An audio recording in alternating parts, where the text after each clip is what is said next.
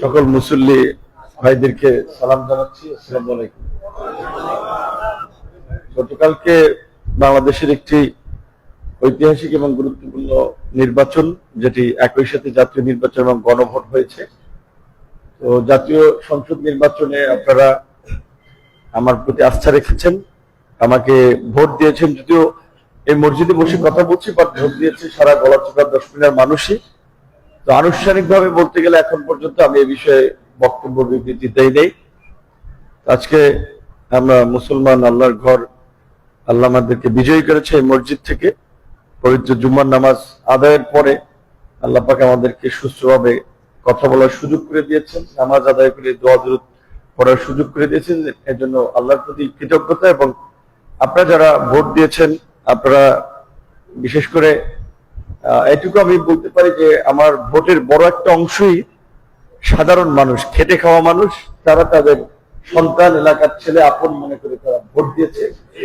সুতরাং যারা প্রতিষ্ঠিত বা যারা ভালো আছে তো আছেই, এই অসহায় গরিব সাধারণ মানুষের জন্য যেন আমি কিছু করতে পারি, সেজন্য আমাকে দোয়া করবে।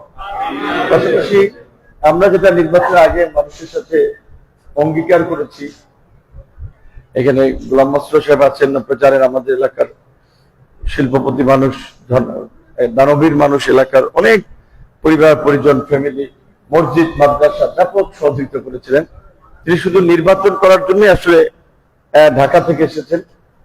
এই মনে হয় জীবনে এরকমের রাত বিরাত মানে জেগে থাকেন নাই, আমার জন্য করেছেন।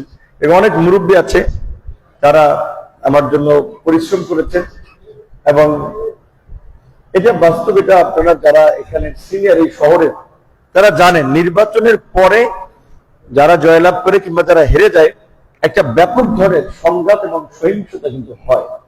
অনেক ঘর বাড়িতে আগুন জ্বলে, মারামারি কাটাকাটি হয়। তো আমরা আল্লাহর কাছে আরো শুকরিয়া আদায় করি যে এই গলাচিপা 10 মিনিটে এখন পর্যন্ত একটি বিচ্ছিন্ন ঘটনাও ঘটে নাই, এবং আশা করি ভবিষ্যতেও ঘটবে না।